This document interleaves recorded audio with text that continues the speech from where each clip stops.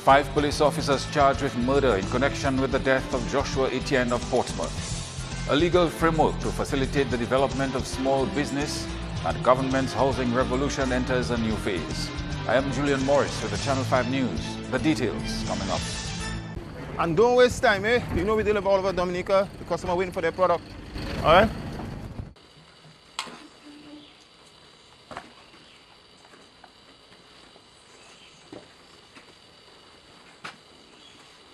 Delivery from Muslim store. Anybody home? Whether you rent or you have your own home, the Muslim store is the place to get what you need. We deliver. Time has come. Time for passion, for friends. Time to share. It's KFC cricket time. Live the ICC Cricket World Cup 2015 and gear up for greatness with KFC and Pepsi. Purchase your KFC Cricket Time meal with delicious chicken pieces, sides and a refreshing Pepsi. And accumulate coupons to win a free Cricket World Cup inspired t-shirt. It's KFC Cricket Time. So good.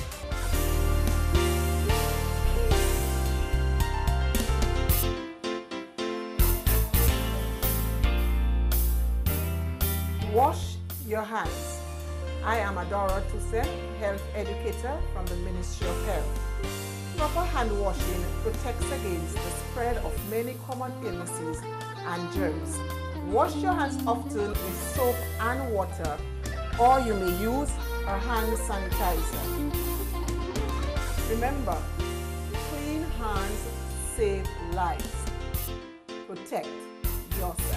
A message from the Health Promotion of the Ministry of... March Madness continues at courts with nothing down and absolutely nothing to pay until Mother's Day. Plus, mad deals all over the store. I tell you, deals upon deals upon deals, and all deals priced to go. Go! You've got to be mad not to get yours, so get down to courts right now. Nothing to pay until Mother's Day. Plus, even madder deals every day. You just can't miss it. Courts, bringing value home.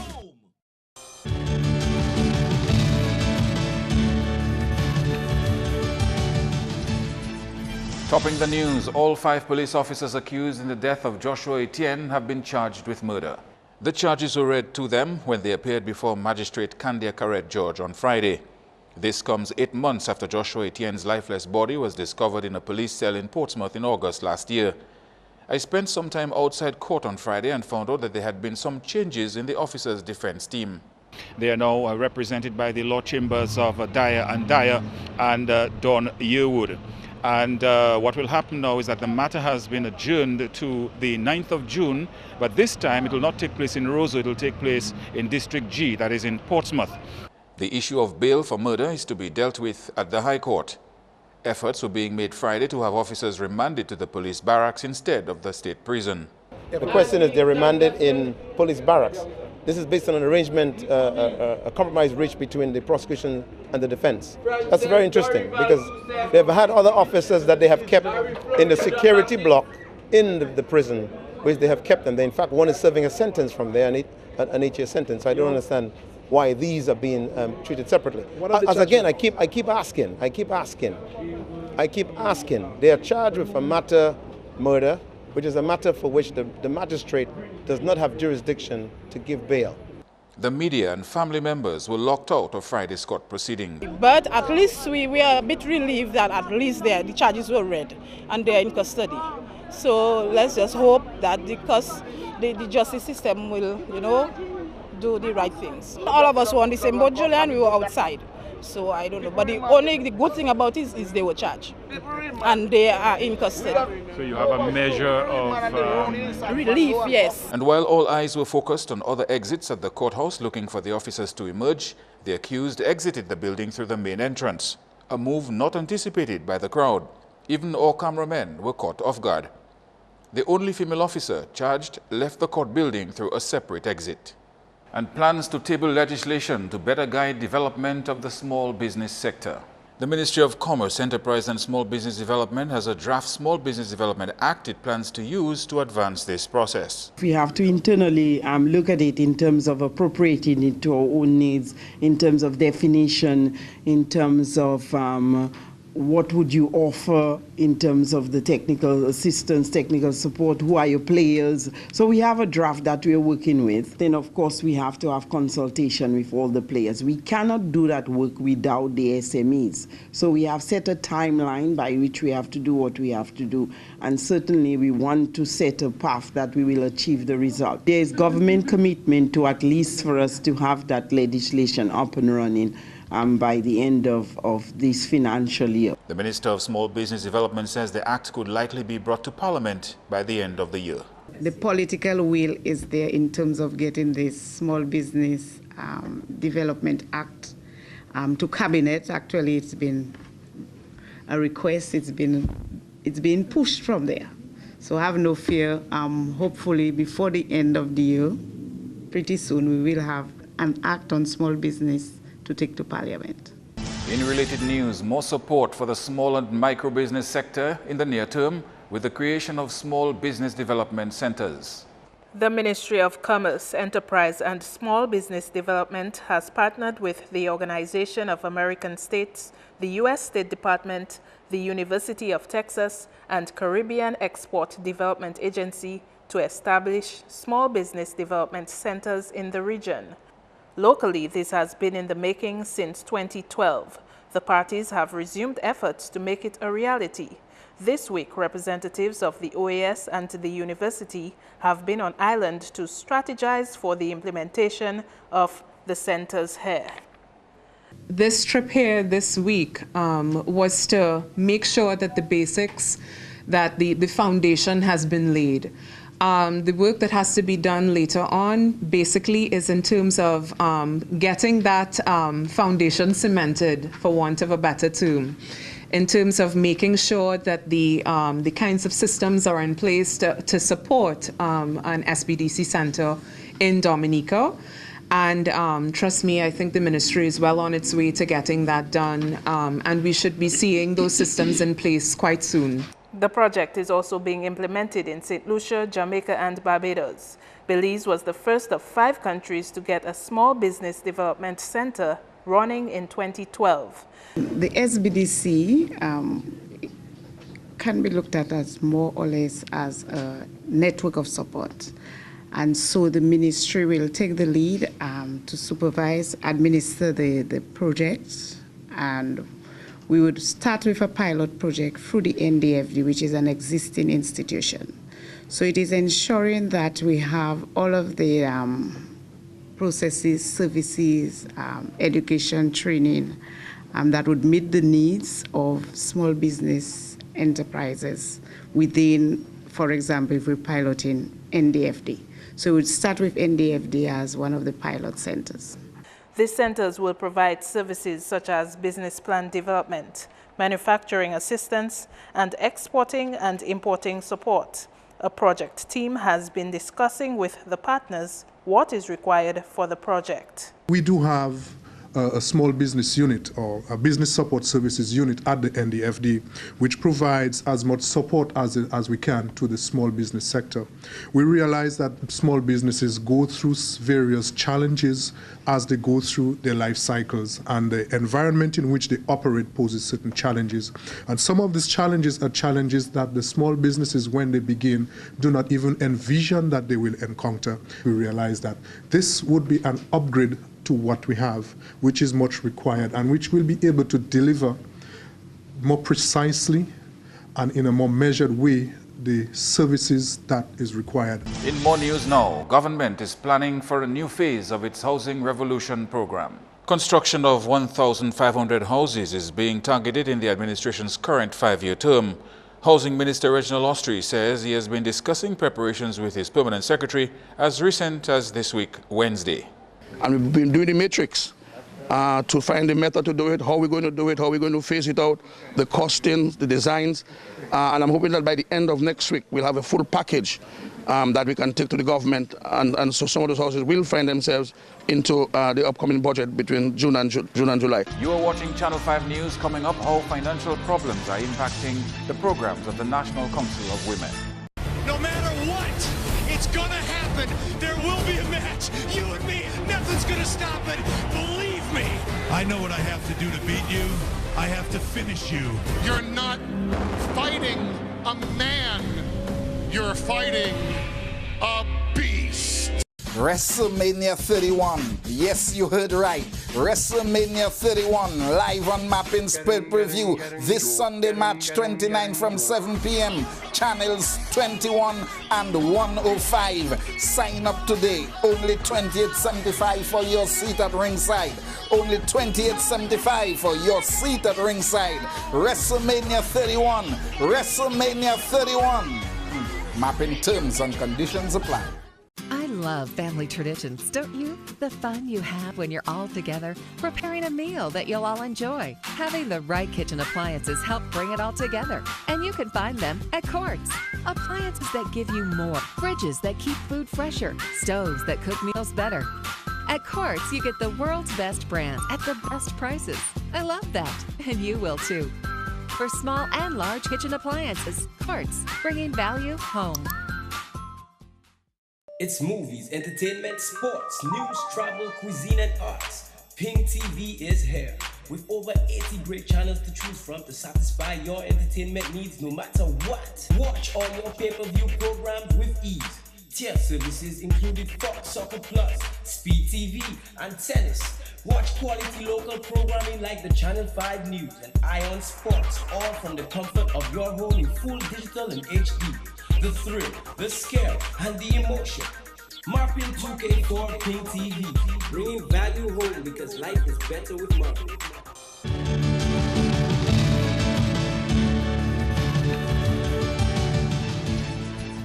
Thank you for staying with us. The president of the Dominican National Council of Women has identified money problems as the cause for the lack of activities within the association. This is our major crisis. At this point in time, we are so glad to have CIBC coming on board with us to assist us in at least one of the programs that we have to do with women. Because a lot of activities are sometimes on stream. We have it in our strategic plan.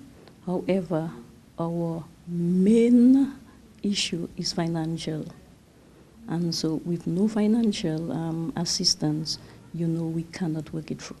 On Friday, CIBC First Caribbean International Bank donated $1,000 to the association. Vanya David made an appeal for help in the fight for women's rights. She says some of the attempts to raise funds in the past have undercut women selling the same products. Some of the fundraising that we do, it looks like we're competing with the same women that we have to assist in sustaining themselves, and it is kind of hard. We know what the economic crisis is all about, but we'll continue to try. In January, the NCW welcomed visitors for UN Women and gained help for one of their major activities. We are now doing an onion and sorrel project in collaboration with ICA. And sometime in January, there was an evaluator who came to evaluate the program. I am pleased to say that Dominica came out second in the region with the programs that UN Women had to offer. And we are pleased to say that they are interested in continuing that program. The association observed International Women's Day this month, that's on March 8. Their annual general meeting will be held at the end of this month. And moving on now to health, nutritionist Marinese Teet says a survey conducted here reveals that 1 in 4 young people are at risk of becoming obese or overweight. The STEP survey conducted in 2008 on behavior change identified tobacco, alcohol, unhealthy diet and inactivity as the 4 risk factors contributing to non-communicable diseases on the island. Marinese Teet was addressing students of the ITSS at a health fair on March 25. That more than 3 out of 4 do not eat the recommended portions of fruit and vegetables daily. Hear this one. 1 out of 2 drink carbonated beverages daily. And 3 out of every 10 do not get the required amount of physical activity. The most common non-communicable diseases are obesity, diabetes, high blood pressure, and cancer. TIT says in the past, diabetes and hypertension were more prevalent in older people, but this is no longer the case. We are seeing young students with high blood pressure, young students with diabetes, and some of them, they have what is called juvenile diabetes, and they have to be on insulin every day. That means every day they have to take an injection to provide insulin so that their body can use up glucose for energy. The same survey revealed that over 30% of young people have already tried cigarettes. Meanwhile, TIT says because people no longer eat homegrown foods, they are predisposed to non-communicable diseases. The type of foods we eat are heavily laden with sugar, fat, and salt. And all those 3 predisposes us to the non-communicable diseases. She says lack of exercise exposes people to a sedentary lifestyle. A lot of us don't spend enough time running, swimming, etc. We spend a lot of time on our phones and the television. And therefore, this causes us to have a sedentary lifestyle, which predisposes us to obesity and overweight. She encouraged students to eat on time to prevent themselves from getting tired. She also encouraged the use of locally grown fruits and vegetables to promote healthy living. And finally, Police PRO ASP Claude Weeks has dismissed allegations that the police are not seriously investigating a case involving a vagrant set on fire recently. Weeks says police are still conducting investigations into the burning of 46-year-old Davidson Daisy of Silver Lake, but the police need to be thorough. Davidson Daisy, a car washer who lived in Roseau, sustained severe burns on February 7th after being set ablaze. Weeks says the police continue to investigate the death, which took place on March 22. I really beg to differ. From the outset, from the time the official complaint was lodged, we began investigations into the matter. Like I said, this gentleman was burnt very badly, very severely. Communications was severely impaired as well, could hardly really speak. And we have been doing our investigations prior to his death. What is also crucial and a substantial point to be made is that we have to gather evidence and gather the evidence in such a way that will become acceptable and admissible in the court. The police PRO says he is appalled by the behavior of people who choose to abuse vagrants because of their situation. He says vagrancy is an issue that has to be managed, controlled, and supervised by the relevant authorities. Because remember what our very Constitution says, there's a right to life. So if a PRO is perhaps sitting calmly and quietly somewhere, probably is talking to himself, probably is reflecting or reminiscing, do we say, okay, your PRO, kill you or hit you? No, he too has a claim to Dominica. He too has a right to be in Dominica. And in my view, if we can help the PRO, give him a meal to eat. Meanwhile, Weeks says vagrancy is something that occurs all around the world, and trying to get rid of them is not the answer. He says unless a vagrant has broken the law or is threatening or has threatened to harm someone, picking them off the streets is illegal. We must respect the laws as police officers, respect the Constitution, respect the rights of the citizen. The citizen, including the PRO, who have broken the law dictates how we should deal with the citizen. And all of that, also the PRO or those who are less fortunate or those who are marginalized or indigent in our society, they too must be beneficiary of the very same good treatment under the law. That's news, your sporting highlights next.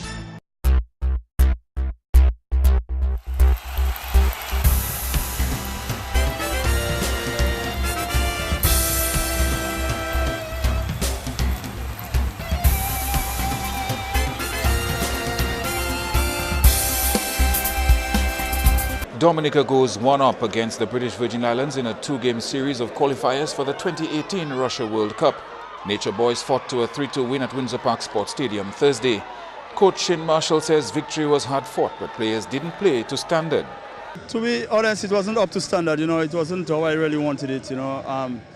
Especially my players' first touch, it wasn't that good in the first half, you know, and I spoke to them at halftime and I think they corrected it.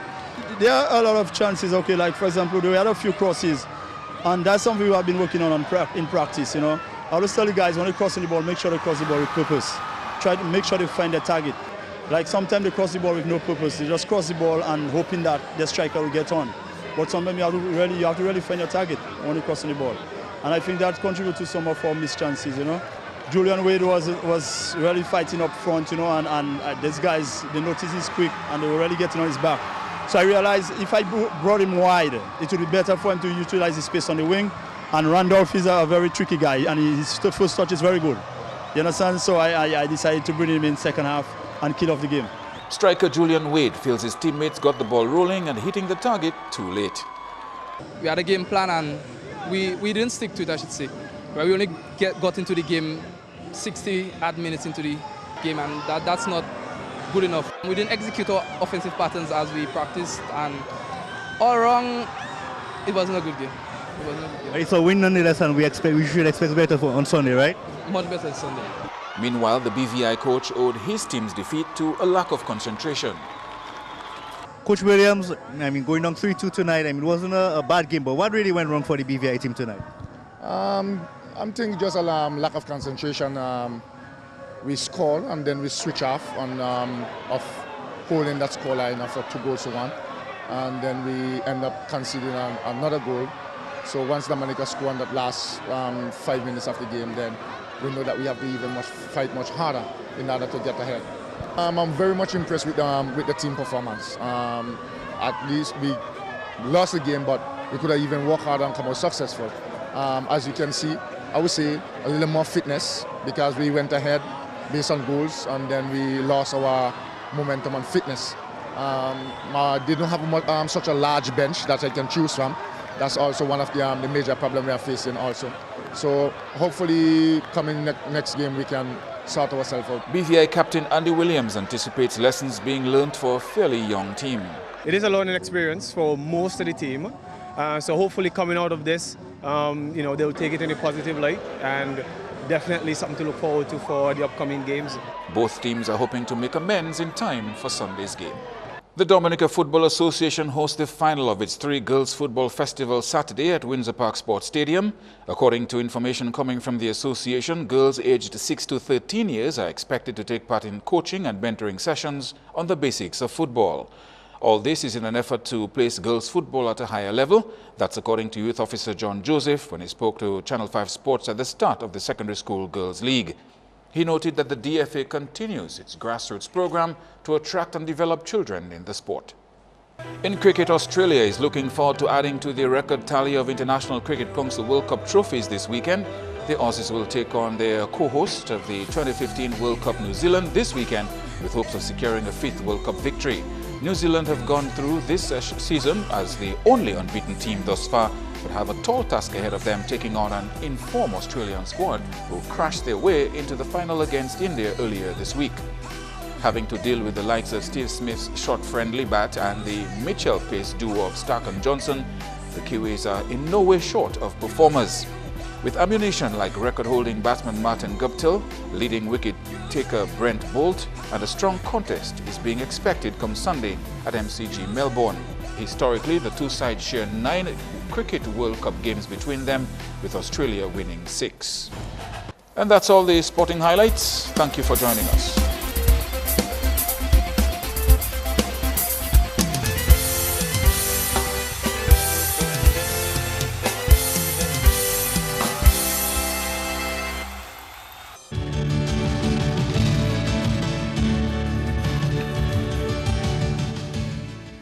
And now for your weather report. Good evening, viewers, and welcome to tonight's weather broadcast. I'm your presenter, Marshall Alexander. Again, beginning by taking a look at earlier infrared satellite imagery and what it showed, a few low-level clouds which moved across the islands today, resulting in fair to partly cloudy skies across Dominica. Taking a look at earlier radar imagery, what it indicated, a few scattered showers across the islands, mainly to the north and south of Dominica. Tonight's weather is expected to be fair to partly cloudy and breezy, with a few brief scattered showers. Similar conditions can be expected tomorrow, with a few scattered showers expected mainly during the cooler morning period. Sea conditions are expected to be moderate in open water, with waves up to 8 feet. Small craft operators and sea beavers, you're advised to exercise some caution. Conditions for the next 3 days. Fair to partly cloudy skies can be expected tomorrow, Saturday. However, as we move into Sunday and Monday, we expect an increasing cloudiness with some scattered showers. Conditions for the rest of the Caribbean tomorrow. Fair to partly cloudy skies. A few brief scattered showers can be expected across the northern portion of the island chain, with an increasing cloudiness and scattered showers expected across the southern portion of the chain. Our international cities forecast. Cloudy conditions can be expected in New York and Miami. Some rain expected in London. Partly cloudy skies expected in Caracas, with clear skies expected in Beijing. The sun will rise tomorrow at 6:03 a.m. and set at 6:18 p.m. For more information, you can call the weather hotline at 447-5555 or visit our website at weather.gov.dm. Join us next week for another weather broadcast. Have a good weekend.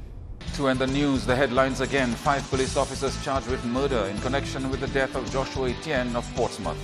A legal framework to facilitate the development of small business. The government's housing revolution enters a new phase. Send your questions and comments to news@marpin2k4.com. On behalf of the production team, I am Julian Morris. Thank you for watching. Do have a great weekend.